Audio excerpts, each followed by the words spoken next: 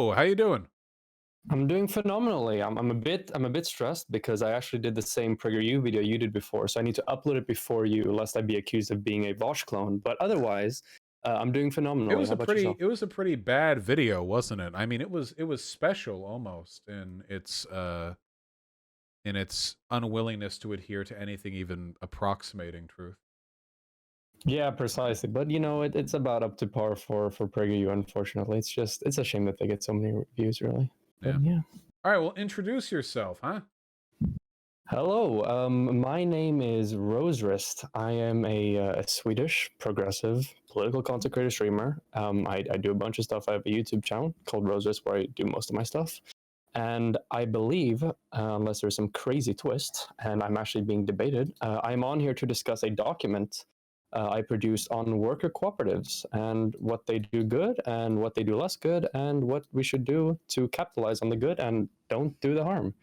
So yeah, Yeah, that's you're my brief introduction. my favorite Nordic Zoomer.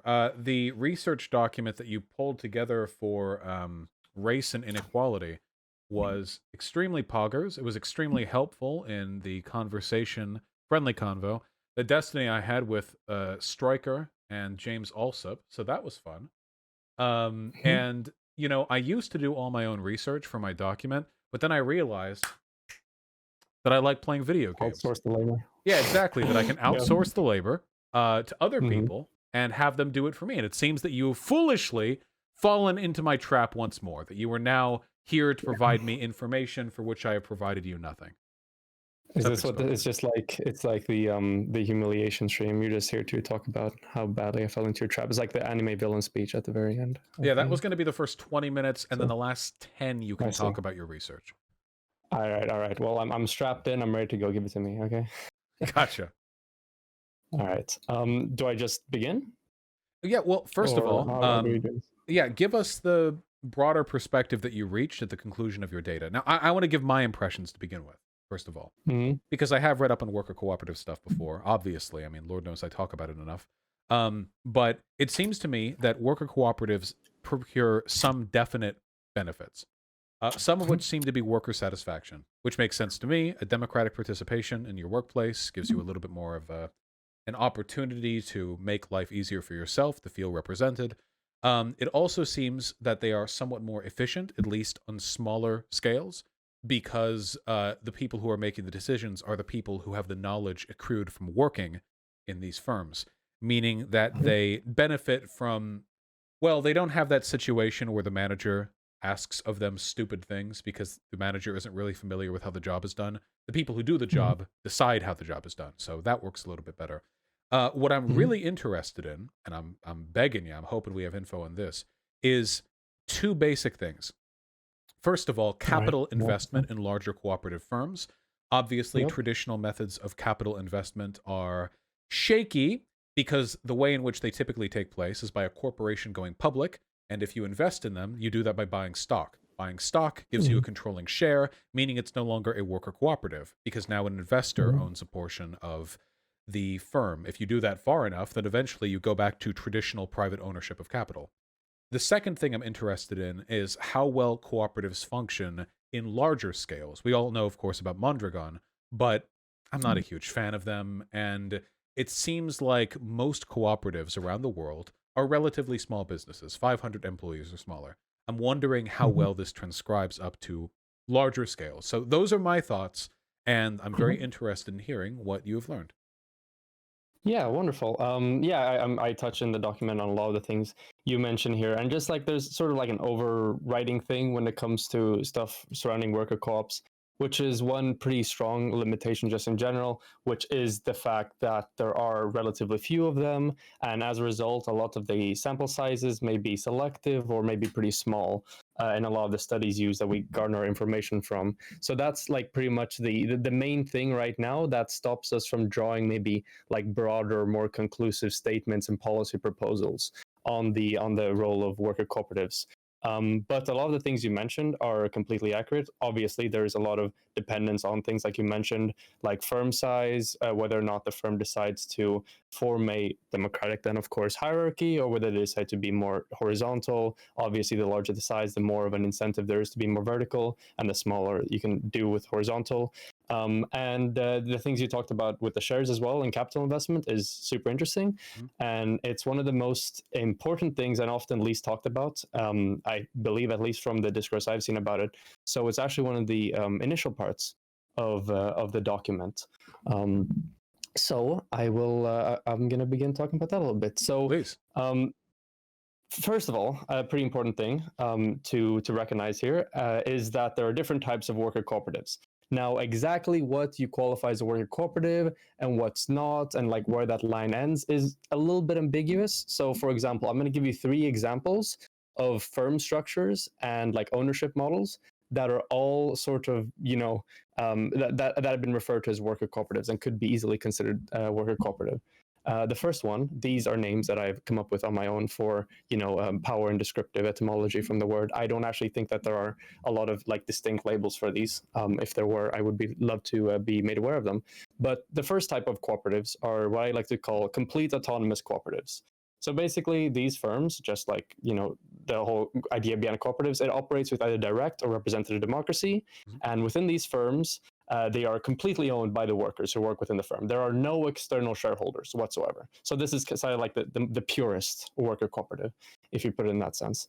The second type are autonomous cooperatives. So once again, because they're cooperatives, they operate with either direct or representative democracy. And these firms, however, are majority owned by the workers at the firm. And external shareholders may hold shares, but they are non-voting shares.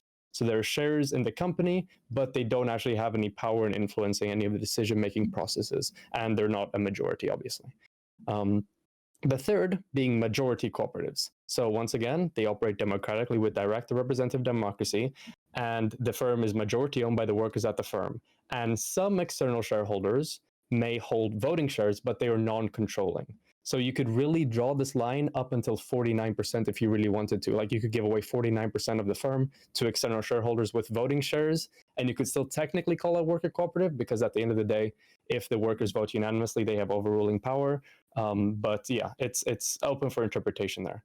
So those are the 3 sort of like models of leadership and ownership that exist for worker cooperatives that I've been able to identify through reading about them. Do you have any thoughts or questions on this part in specific before I get into the investment? So obviously, the first type of worker cooperative, where you have both a share in the profits and control over the managerial aspect of the company, that's obviously the most poggers of them all. On a fundamental level, private investment is necessary in the function of any market economy. And when you engage in private investment, you do so in the assumption that you will get something from it. Usually, if you invest in it, you want the share price to rise so that your stocks are worth more, however many stocks you purchased. And additionally, depending on how many of them you have, you may sit on the board of directors, or you may have some input into the direction of that company, which is all great and fine. I'd be interested in seeing if there is a form of private investment which would not trip these flags. One of the ones that I thought of, and then I read up a little bit on, is the idea that you can invest in these cooperative firms much in the same way that you could purchase a government bond. The government would have a controlling share, or perhaps a non-controlling, a portion of the share of a worker cooperative, and people would invest in that firm through the government, meaning that the proceeds they would get would be put out through the government, and that the whole system would be facilitated through a broader super democratic apparatus. Whatever systems we use to control the government would then be at least partially responsible for the control of these cooperatives. That way, you're still paying out proceeds to private investors, but you're not giving them control for the proportion of the shares they buy. I thought that one was an interesting partial solution, if nothing else.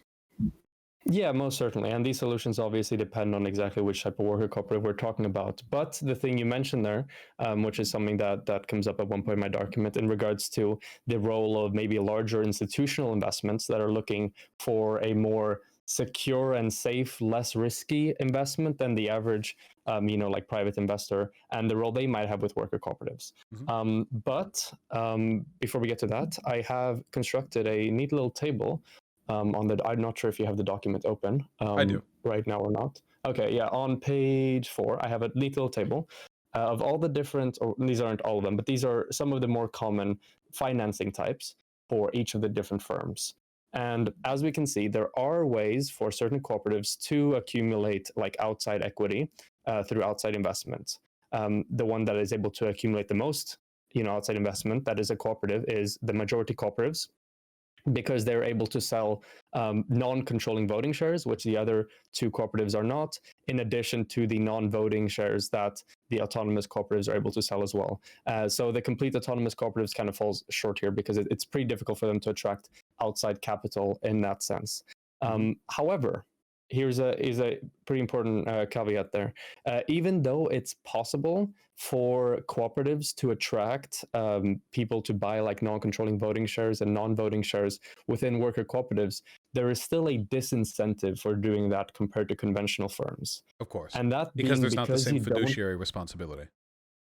Precisely. Yeah. So because there isn't because you don't hold any sort of control or the say, or external shareholders don't hold any control or say over the production processes, what is possible then for it to happen is that since worker cooperatives tend to focus more on maximizing income than necessarily maximizing profits, and wages, so labor, is a cost of production, so something that's involved in the production process. It is hypothetically possible for an incredibly large amount, or even potentially all of the revenue, excess revenue, to be allocated towards wages and the production cost, and as such, none being taken out in profits, which can screw over external investors. Of course. This doesn't seem to be the case as what it occurs. What I have seen typically is that a pretty sizable amount of the compensation the workers receive come from their share, within the firm, and as such, this doesn't seem to be like a really empirically grounded criticism. However, it is still a theoretical, limitation, and if you have the option between a conventional firm and a cooperative as a private investor, there are fairly few reasons to go for the cooperative firms if you're just an average outside investor. Allow me to explain this very quickly for anyone in my audience who wants to know. So the chart that we're looking at right now compares different types of firms with different types of financing. Up at the top here, we have the 3 types of firms that we just discussed. Complete autonomous cooperatives being one in which the workers control both all of the profits and they control all of the managerial decisions. Autonomous cooperatives, where they can control the profits but not the managerial decisions. And majority cooperatives, in which these are autonomous cooperatives, but up to 49% or so, a non-controlling amount of voting shares can be given to private investors. Then we have ESOP firms and conventional firms, which are 2 more traditional capitalist modes of organization. Over here on the left are ways of making money.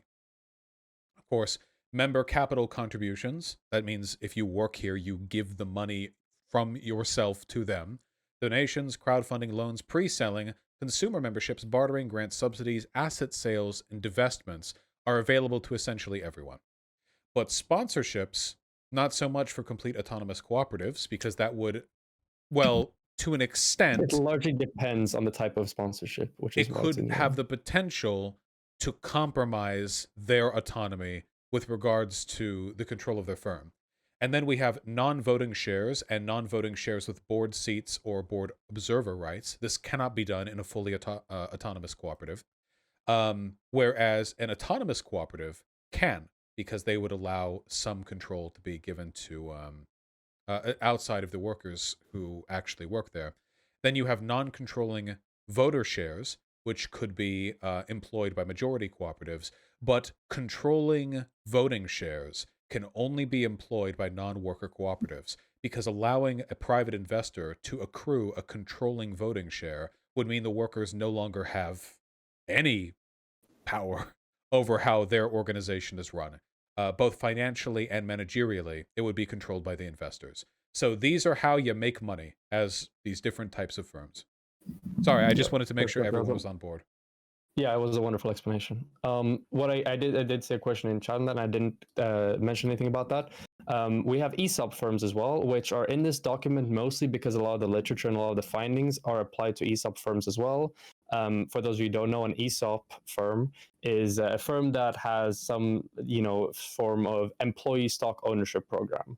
So what this means, if we put it in the criteria of the other cooperatives, is that this firm may be operating in any way, so there's no need for it to be democratic. It could be, but probably not going to be, because conventional firms and anti-democratic sort of business practices is the status quo as of the moment. And the thing that makes them different from conventional firms is that the workers at the firms, some of the workers or all of the workers, own some part of the company. So everybody that works at the firm, or a select group of the workers, own a part of the company. And the reason why this is relevant to a lot of the research is that there are certain incentives that come to, for example, productivity by workers holding shares in the firm. So that's why they are in here, even though they aren't necessarily worker cooperatives. They're just relevant to the research in general. Now, this obviously presents a pretty significant issue in terms of capital accumulation for worker cooperatives, because one of the greater ways of acquiring outside equity is unavailable to them, and where it is available, it's still comparatively worse than conventional firms. On the other hand, we do see that worker cooperatives garner more capital through member capital contributions, obviously because you buy into a cooperative firm, and it's also likely they qualify for more grants. However, this doesn't seem to make up for the general loss in ability to acquire capital as compared to conventional firms. And this is supported in a lot of the literature, where you see that one of the biggest issues that presents themselves when it comes for cooperative growth and startups as well is the accumulation of the initial or capital to further expand. And there are a bunch of solutions or like workarounds for this.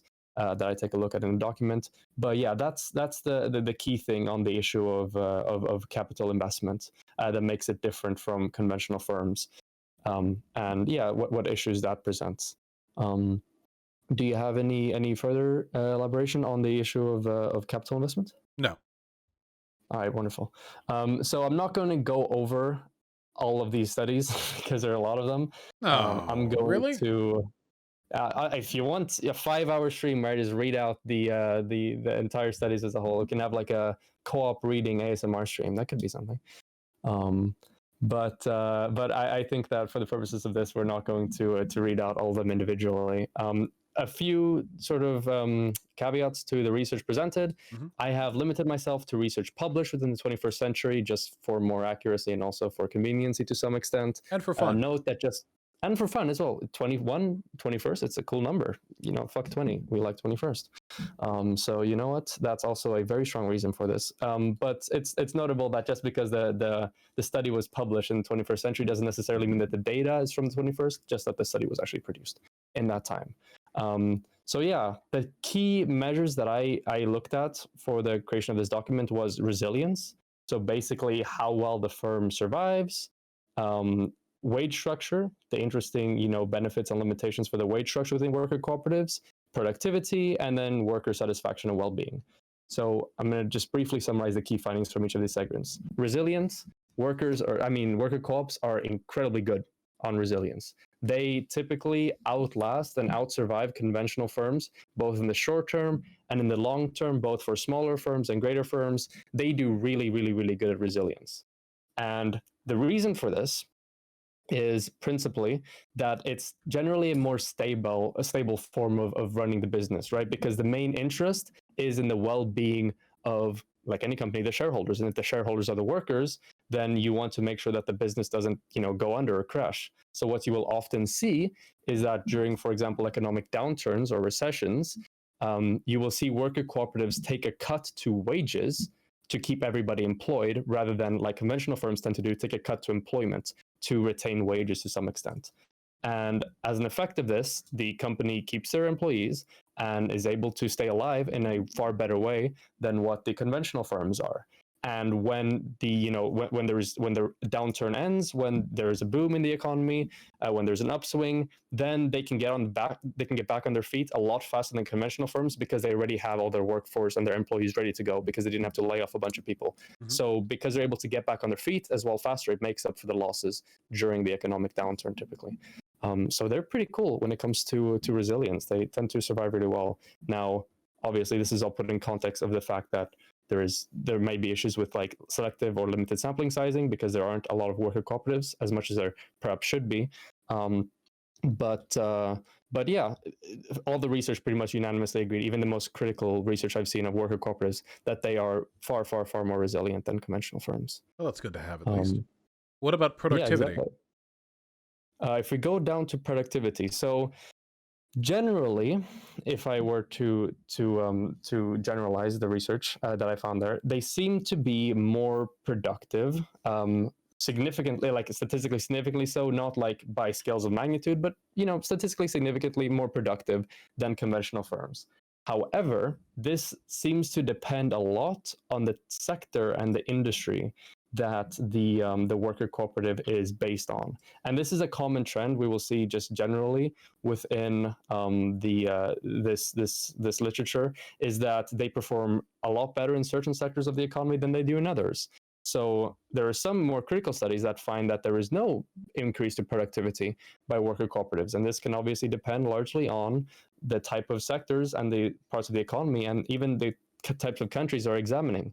So the productivity seems to be on par on an aggregate, and in some cases on certain industries perform significantly better than what conventional firms do. So in terms of productivity, yeah, it's worker cooperatives tend to do fairly well here. But yeah, once again, it's fairly variable based on the industry.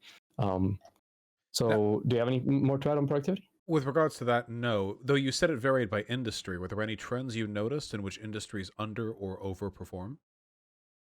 Yeah, so for example, a lot of the more, I suppose, vital industries tend to perform better in this. So if you look at things like, for example, food and housing, these are industries that tended to perform fairly well for worker cooperatives across the board. Additionally, we also see that co-ops perform generally better in rural areas than in urban ones. But exactly what those industries are and which they perform better in is something that is incredibly interesting and is one of the key focuses I want to see in research on worker cooperatives going forward, so we can really pinpoint like where they're best. But yeah, sectors that fulfill basic human needs is what we see right now they tend to do fairly well in. But yeah, definitely more research on this would be really, really cool, so we can draw really like conclusive statements where they're like, okay, these are incredible in these sectors and they perform less well in these sectors. So that would be very, very interesting. But yeah, those are the trends that I was able to identify with the current existing research. How um, big are these firms getting? Or I should say, was there any evidence you uncovered which suggested that it would be difficult for these cooperatives to be successful in larger enterprises?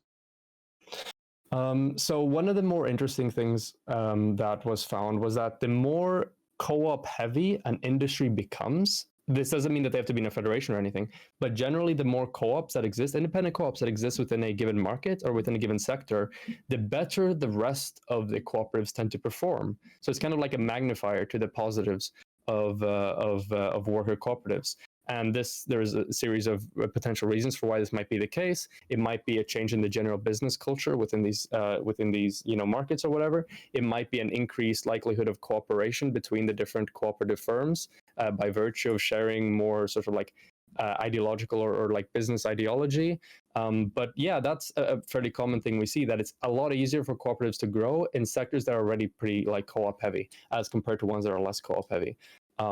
But on top of this, or like superseding this, one of the things that is brought up a lot is that there are issues with capital investment for growth for worker cooperatives, which is another thing that is significantly limiting their ability to grow super rapidly and accumulate to really large sizes.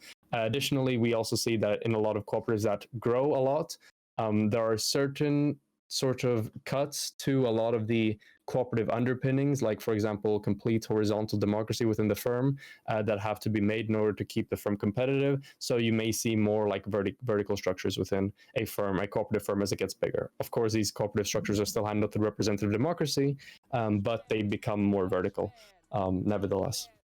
Okay. So those are the sort of like the larger scale things that you've identified there.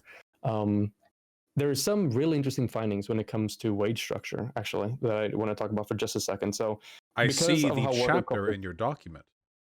exactly. You're preempting a bit what I'm going to say here. You have the script on your computer. But with wage structures, cooperatives, their wage structures are generally more compressed. obviously, because the more, like an average worker is able to have a say in, how much people get paid, you're not going to end up with, like it is today in the United States of America, where the average the discrepancy between an average worker and someone in an executive position is like 300 to 400 times. What you're going to end up more is like 3 to 9 times maybe, the discrepancy typically in the wages. So as such, the median wage in firms go up, but it's a lot more compressed. So the wages for the highest, the highest skilled people will, go down compared to conventional firms. So And this brings a series of there yeah. are, of course, flat cooperatives where everyone makes exactly the same wage. But as I understand it, these are fairly rare and small. That Mhm. method of organizing cooperatives, while not unviable, is well, it's difficult to do. Yeah, it's difficult to manage as the firm grows, definitely. And that's one of the things I mentioned previously, how a lot of like the more like cooperative underpinnings tend to dissipate a lot if the firm grows. But yeah, this compressed wage structure brings a series of advantages and disadvantages. Advantages is that typically the average worker is more satisfied because their median wage is higher. There's a more like sort of like unified company spirit. There tends to be just a better like level of social cohesion within the firm, which has been demonstrated to, for example, be one of the leading reasons why productivity may be higher. However, and also it makes it easier to do the thing I mentioned previously, where you cut wages across the board to keep people employed and then bounce back after the economic recession. So those are some of the advantages of it. Some disadvantages is that there is cases indicating that brain drain is something that occurs within worker cooperatives. Because if you're like a high skill laborer and you join a worker cooperative, what you're going to be paid in a worker cooperative is going to be less on average than what you would be paid in a conventional firm for your same position with your same qualifications. And as such, there is a level of brain drain there that occurs within worker cooperatives. There is a notable exception to this, that being people who started the firm, who also have like, a high level of education or merits. They tend to stay in the firm. They don't tend to suffer from the same higher risk of leaving than what high skill laborers that join the firm later tend to suffer from. The brain drain is obviously something that would be mitigated with a higher saturation of co-ops in a sector, yes? Because the only reason they would leave is in the promise of a higher wage with a traditional firm. If everything's a cooperative, then it should be fine. Yeah, absolutely. And if you have more like vertical integration of worker cooperatives within a market, for example, you may see that there are, certain types of worker cooperatives that their like standards for employment tend to be a lot higher by the basis of what products or services they produce. And as such, their wages are going to be higher and even competitive with conventional firms. So absolutely, that's a good point. There is some, speculation by the authors that did this, brain drain study, that the cost of equality associated with brain drain and inferior management quality may be outweighed by other labor discipline benefits, such as higher motivation of shop floor workers, greater workplace cooperations, and lower supervision costs. So it's a plus or minus there, where you get more like, as they say, shop floor workers performing a lot better, and that could make up to some extent for the loss of management or productivity or whatever from more high skill laborers. So there's a lot of nuance to even the brain drain thing that we identify there. Of course. And then the final point: worker satisfaction and well-being. Workers are just better off. they're just cooler with it. They just vibe with it more. They're generally happier. They generally like their job better. They feel more empowered in the workplace. They're just having a grand old time typically for both ESOPs and for worker cooperatives. Yes, so that was the final point. Yes. It seems as though one of the greatest indicators of crime and of social unrest is inequality as well. So I think the argument could be made that with worker cooperatives' relatively flat employment compensation, you would alleviate a lot of the social issues that cause unhappiness elsewhere as well. That it wouldn't just be about making you happy in the workplace, but the implementation of cooperatives would build a society that would make you happier in other places as well, in your home, at school, because they would be able to benefit from a more stable society and a more equitable distribution of resources. Yeah, most definitely. The external effects of worker cooperatives tend to be really good in terms of reducing criminal activity, in terms of reducing just general inequality. There are a lot of externalities for worker cooperatives that aren't necessarily, exemplified within the research on worker cooperatives themselves, but are more general patterns you can see in co-op heavy industries and in locations that have a lot of cooperative firms. So absolutely, the external benefits of worker cooperatives seem to be pretty significant and positive. So to summarize a lot of the four aspects that I noticed in the that I examined in my research, I produced a number of values and limitations in regards to worker cooperatives. So let's talk about the good first. What worker cooperatives do pretty well. So point number one, cooperatives appear to be significantly more resilient than conventional firms, both during regular market conditions and especially during crises and downturns, as we mentioned before. And as such, worker cooperatives could actually be an effective way of reducing unemployment within sectors, which is another one of those externality effects that worker cooperatives have that is hard to measure in, like, measuring the performance of worker cooperatives themselves. So that's fairly interesting. Due to their resilience, they may be able to attract large institutional investors, such as pension funds and the like, who are principally looking for a secure investment. So this is another way by which you can mitigate a lot of the issues with capital investment for worker cooperatives. And that's the fact that because they are generally better off in terms of surviving and in terms of not, having severe issues when it comes to, like ups and downs within market cycles, they can be a pretty generally secure investment. And as such, they can draw larger institutional investments who are principally concerned with a safe investment rather than an insanely lucrative one. So that's definitely one workaround to the capital investment problem. That would be something to socially normalize as well, because a lot of people get into investments in the hope of getting like these snap boosts in income for capital accumulations, Cooperatives probably aren't going to be susceptible to the same massive spikes and pitfalls due to their relative stability. But that's probably better in the long run. The less we treat our economy like a casino, the more likely we're going to mitigate inequality and economic crashes. Yeah, most certainly. So it's definitely like the cultural normalization and the educational aspect is one of the major ones that I elaborate a bit on the policy proposal section of the document. But yeah, so that's a way to work around the capital investment issue. On top of that, the compressed wage structures and collective ownership of cooperatives lead to a higher median wage compared to similarly sized conventional firms, as mentioned previously. The compressed wage structure also forms a more equitable wage distribution, reducing inequality and the need for additional wealth redistribution policies. So because it just generally has like a what's the word for it? There's a fancy economic term. A pushing effect Right. on inequality. That's the highly advanced academic term I was looking for. Down pushing, by the way. It may reduce the need for like government redistribution policies, which means that the state can save like money, logistical resources on those types of programs, which is another interesting thing, which might mitigate a lot of the government costs you may see in the policy proposals that are going to be detailed. Cooperative firms appear to be more productive than conventional firms, although this is more true for certain sectors than for others. And worker satisfaction and well-being appears to be higher in cooperative firms than in similar conventional firms. And then the sort of like overall thing, these positive effects seem to be increased depending on how co-op heavy the sector of the economy is. So more co-ops, more good stuff, basically, in a given firm or in a given market or sector of the economy, which is pretty interesting.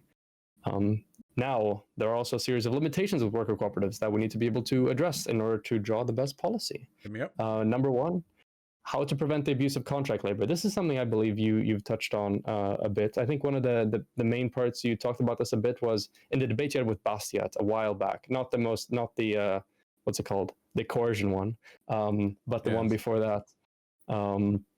Which is basically abuse of contract labor is when you may employ a worker cooperative employs a worker for a short period of time, and then they basically fire them before they're allocated their vote or their share of the company.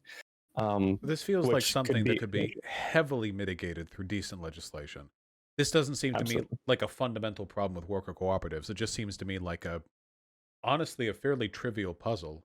If politicians worked with us on this, I mean, if we had real representation in government, then being able to prevent the abuse of contract workers would be something we try to prevent in traditional capitalism as well. So it's really just the same problem. How do we prevent it from being brought over? I think that's fairly easy to mitigate. Yeah, most definitely. The things that I'm listing here in the limitations are by no means like things that cannot be circumvented or overcome with policy. A lot of them, most of them certainly can be, even with fairly simple policies. But it's important to like acknowledge these things to make sure that it's not something that is missed when it comes to enacting good policy in this regard, and it's not like a criticism that is levied that we have no response to.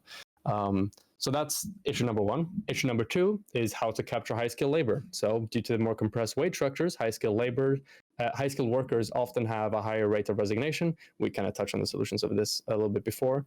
How to mitigate the free rider problem. Due to the fact that there is a collective rise in income based on firm performance, some workers may not pull their weight. So because you may see your wages increase, even though you don't personally put in a higher effort, you might see workers just be like, fuck it, my workers will pick up the slack and will just like pull me up as well. Has the data indicated this is a problem that's substantively affected cooperatives, or is it more of a broader theoretical problem? It's more, from what I've seen and from the research I've seen, it's more of a theoretical problem typically. And this is also something that can be heavily worked on with just more like competent inner firm, leadership and management and inner for like company policy. It doesn't seem to be like a massive issue by no means. It's absolutely something that can be fairly easily overcome.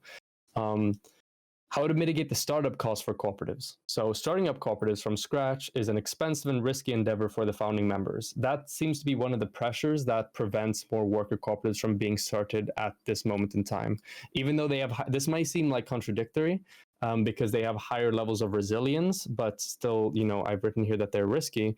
That could be one of the key reasons why they may have higher, rates of resilience, is because the people who are engaging in creating worker cooperatives today already feel pretty secure in the capital they have behind them and their ability to form a firm that will be profitable in the future. So so startup cost is definitely something that's mentioned a lot in the literature, and is something that should be addressed in worker cooperative policy. How to compensate for the lack of certain sources of outside equity, basically the investment problem. So due to the nature of cooperatives, certain means of procuring outside equity, basically outside people buying stocks, especially voting and controlling ones, is unavailable to cooperative firms. And then the final one, how to motivate cooperatives. That seems to me like it's the largest systemic issue. Capital investment. Yep. Do you think that if the economy were made, at least to the extent that it reasonably could be, entirely cooperative, do you think that it would necessitate an economic slowdown because the systems of private capital investment would no longer be able to invest money where it's, I guess, most active? So this is a very difficult question to answer typically. If we were to move towards a complete cooperative economy, then technically you can see a few things happening. So let's say, for example, that one pressure on that would make it better if the entire economy was cooperatives is that there is no comparative disadvantage to investing in cooperatives because everything is a cooperative technically, which is, it's a positive and it's a negative. It's a negative in the sense that investments will probably on average be less lucrative, but it's a positive in that, well, if you're going to invest, you're probably going to have to invest into worker co-op. However, this can be circumvented with government legislation, basically regulations on co-ops, saying like, okay, hey, you must, repay the external shareholders X amount, or this amount of money. This must be something that's agreed on in company policy, or whatever. Sort of like regulation placed on the firms, on the cooperative firms, to make sure that there is a stronger responsibility towards paying back to the external shareholders. However, these are some theoretical advantages you might see to the issue of capital investment if the entire economy was run by worker co-ops. However, the research right now doesn't seem to indicate that we are at the point right now where we can assure that such a policy, such a transition would be a generally good idea, or would procure a lot of the advantages that we see demonstrated right now on a smaller scale with worker cooperatives. So this is simply something that you would need way more research to be able to say conclusively what the effect of this will be on capital. I guess we better build more cooperatives then. Absolutely. And the final limitation before I get to those beautiful policies that's going to help us build the wonderful economy that we all strive towards getting, is how to motivate cooperatives to try experimental practices. So, due to the fact that cooperatives on average have less capital to fall back on and that the workers' livelihoods are strongly tied to the performance of the firm, engagement in innovative, risky practices may be reduced. Once again, this, at least from my reading, seems to be a more theoretical one, although more empirically grounded than the free rider problem issue. And that's principally because it stems from a very well, empirically backed issue, which is the lack of capital to fall back on Yeah, during experimental business practices. I'd be interested in seeing how worker cooperatives can adapt to industries that have a lot of R&D, like Mm-hmm.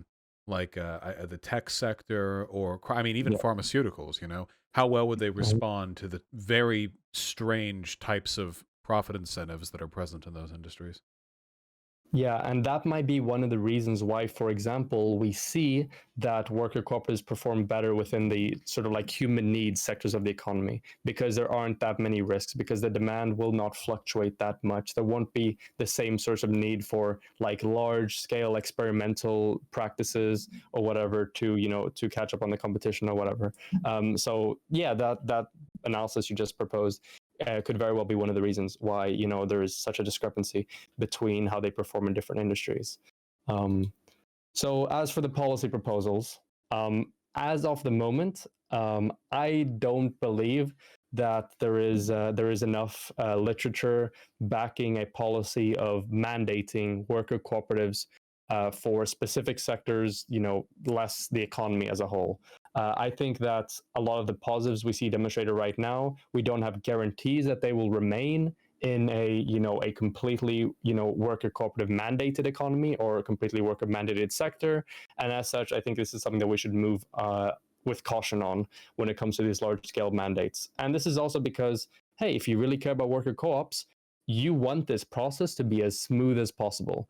Because if you have like hiccups along the way, if you have like one radical worker cooperative policy that is put in place, and then because the literature was missing, there is some unexpected externality or phenomena within that sector that makes the cooperatives not perform well and that may tank the sector of the economy, that is going to be pretty much like the end of the cooperative movement for like at least a decade to come in regards to optics and political Until, of pragmatism. course, it becomes so normalized that people stop looking at the failures of cooperatives as the failure of cooperatives and start to look at it as just a broader failure for a given company or for the economy. It's like how when women are getting into an industry and they fuck up, somebody will say like, "Oh, women suck at this," as opposed to saying, "Oh, they suck at this." You know. Mhm. Um, so it's just a matter of normalization. I mean, eventually, at least, if we move far enough, that should be less of an issue.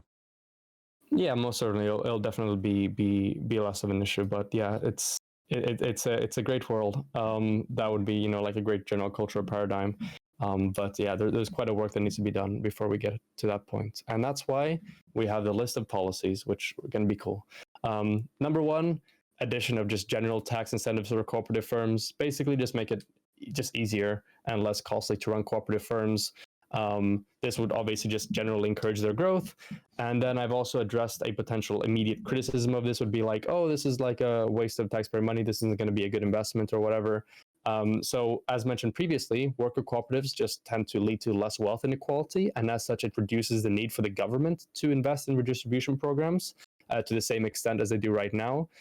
So this makes up for the loss of tax revenue, as well as just generally stimulating economic growth, which also leads to more tax revenue. So the cost isn't going to be just like the bill you get for this tax cut. There's going to be positives as well brought about by these tax incentives for cooperative firms. On top of that, tax incentives for owners to turn their firms into cooperatives.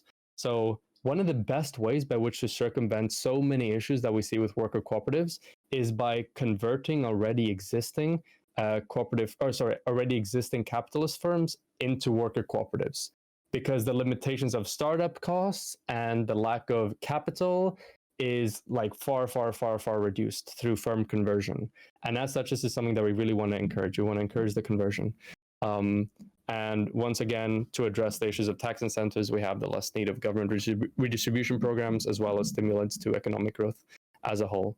But conversions is absolutely going to be one of the key ways by which you increase the prevalence of worker cooperatives within a sector, within society as a whole. Yeah, Then more. Yep. This is one of the right of first refusal things as well, right? The idea that if a Mhm. company, a traditionally owned firm, goes bankrupt, that rather than it going out to the bank and all the lenders, what instead can happen is all the workers pool together some money and they buy the company, and it gets converted into a worker cooperative. I've heard some evidence that the cooperative transitions that function this way actually tend to be decently successful, especially considering that they're building off of a literal failed business. I mean, were it not Mhm. for their investment, they would have gone under. Mhm. Yeah, absolutely. And a large part for this is because of just their wage structure and the benefits this brings to firm resilience, which allows them to bounce back fairly effectively. Um, Now, more things that just like make the issue of capital acquisition better is the addition of preferential or subsidized loans and grants for cooperatives, basically just more capital. Um, Now, this is a very important point, and this is the creation of cooperative educational and training programs. So, right now, we know that like competition rather than cooperation and conventional firms rather than cooperative firms are like the dominant form of business culture. And as such, having educational programs that just generally make people more aware and more accepting of worker cooperatives, as well as teach specific workers the specific worker and management techniques necessary for running worker cooperatives will lead to just a general increase in supply of specialized cooperative labor, which will just make it easier to build cooperatives and make society more knowledgeable about them as a viable business model. Mhm. So that's a very, very important one, which is distinguished from the rest because a lot of the ones mentioned, preceding this is just more capital. Um, Another very, very, very important one is the funding of more research into cooperatives and their effects. So yeah, we need a lot more research to be able to, with certainty, say that these are benefits for worker cooperatives that aren't just here because there are a few of them right now. These are what they do well in. These are what they do poorly in. How do we build on this? How do we adjust for the limitations and capitalize on the benefits? And that's something that's going to be super important, and it's going to go hand in hand with just more co-ops. There's going to be more research on them. Um, Once again, government loans for workers willing to buy firms from owners. Good for firm conversion, good for accumulating capital. Capital gains tax cuts for owners selling firms to workers. So if an owner wishes to just leave a business or just wishes to move on to something else, they receive a cut to their capital gains tax if they sell the firm to the workers of that firm. Once again, just encouraging firm conversion. Preferential purchasing rights for employees of a firm facing closure, which is what you mentioned previously. Promotion of unions in general, because unions, especially trade unions, can facilitate the formation of new cooperatives, as well as conversions through union funds and other organizational structures, as well as just general cultural attitudes can be more favorable towards like cooperative businesses. So yeah, unions are very cool. Unions are Um, pretty cool. yeah, they're pretty based. And then the final thing, which is a limitation or an addressing of the limitation of contract labor. So just good workers' rights legislation needs to be set in place to reduce the risk of being laid off prior to obtaining a vote or share of the firm. So this is like a fairly simple issue that policy that we can put to solve that issue. Um, and on top of this, this will just generally increase the amount of cooperatives. And if we have more cooperatives, which is referred to as cooperative leagues, so cooperative leagues within economic sectors or markets, which are cooperative leagues when there's a lot of co-ops, um, they have been shown to increase the magnitude of cooperative benefits, allow for an improved capture of high skill labor due to vertical integration of cooperatives, increase the likelihood of higher quality organization, which may take more effective action against, for example, the free rider problem. It mitigates the cost of new cooperatives or wings forming. It facilitates the acquisition of outside equity through economies of scale. And due to the increased capital to fall back on, the disincentives for cooperative innovation are mitigated or eliminated. So the more co-op heavy a sector is, basically you just a million benefits for it. It's really cool. And then the final point here, the likely reductions in unemployment, especially during economic downturns, will also decrease the fiscal burden on government and as such further compensate for the fiscal cost of a lot of the aforementioned policy proposals. So yeah, it seems to be a A pretty pretty cool nice list of self-contained package. exactly. Yeah, it'll take me some time to read over all of this, but I'll probably have to use these arguments in the future. I appreciate you coming on and sharing your research. Thank you. I mean, I really appreciate the opportunity. This is I like learning about stuff and telling people about stuff I learn. It's a lot of fun. Do you have any, was this done with any reason in particular? Is there an upcoming debate or event that you want to have this information for? Anything you want to shout out, or just business Um, as usual cataloging info? yeah, I mean, I tend to have like spurs where I just like this document. I produced it in like 2 days because I saw the Destiny Richard Wolf debate, and I'm like, holy shit, discourse on worker cooperatives is gonna just take a turn from the worst from now on. There's gonna be a lot of just like incorrect information being spread around. So here is gonna be a big document for how to just talking about the cooperative firms, which incorporates most of the arguments against them and arguments for them and solutions and stuff like that that you will hear going forward. So that was sort of like the sparking event in that regard. All right, fantastic.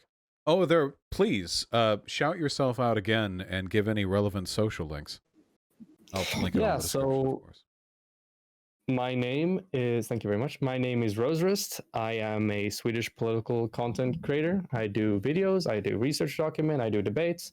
I have a debate coming up soon with Benjamin Politics, and we're going to be discussing issues relating to this and general economics. So it's very cool. I'm also bullying a lot of the Swedish right wingers and conservatives because they have gone unbullied for far too long. So that's another sort of project I'm doing. But yeah, just if you want to find out more about me and look at my general content and more stuff I have to offer, if you go to YouTube and you just type in Roserist, it's 2 words, ROSE space WRAST, you can find my YouTube. And then in the description of the videos, you can find the links to all my other stuff, among them my website, which has links to my Discord, my Twitter, my Patreon, my everything. That is where you can find all the links. So final thing here, thank you very much for having me on, and we need an okay buddy Vaush segment. Yeah, okay, all right, okay. Don't overstay your welcome. Thank you. Have a good one, okay? You too. Bye-bye. Take care. Always overstaying their welcome, those Swedes.